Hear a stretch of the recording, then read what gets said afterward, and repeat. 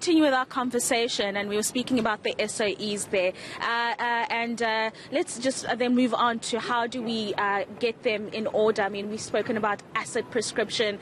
Dr. Adrian Saville this morning tweeting something around the likes of a once-off SOE levy. Andrew? That is something we'd be very, very nervous of, because if you don't fix the fundamental operating issues within those entities, a once-off levy would just be pouring good money after bad, in our opinion. Prescription of assets would be received extremely negatively by the market. The pension fund industry in South Africa represents around 4 trillion rands worth of assets.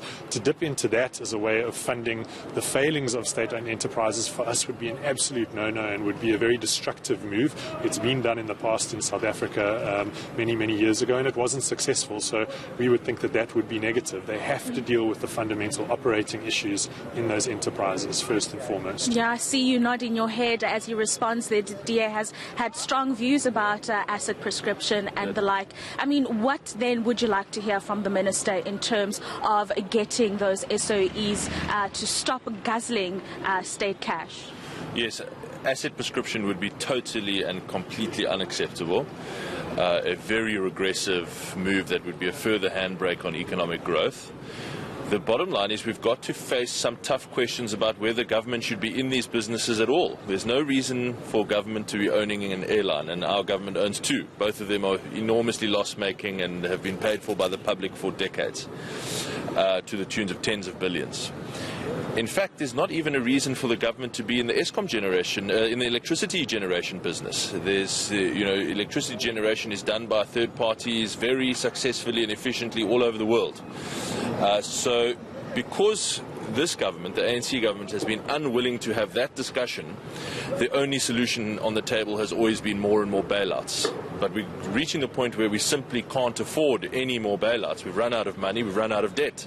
So we have to start having the discussion about selling these businesses. Do you not think that Minister Tito Mboweni is in a tough situation, given that he might be willing to take those bold steps, but he doesn't have the political support that he needs?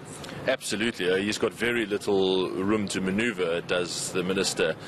The problem is that there is just such complete policy paralysis inside his party that even though I think he knows exactly what needs to be done, and he keeps telling us via Twitter and so on what needs to be done, he doesn't hold sway within his own party on those things. But as I said, that impulse is coming up against the hard wall of the economic facts. We don't have any money. We've got no room for more debt or more taxes.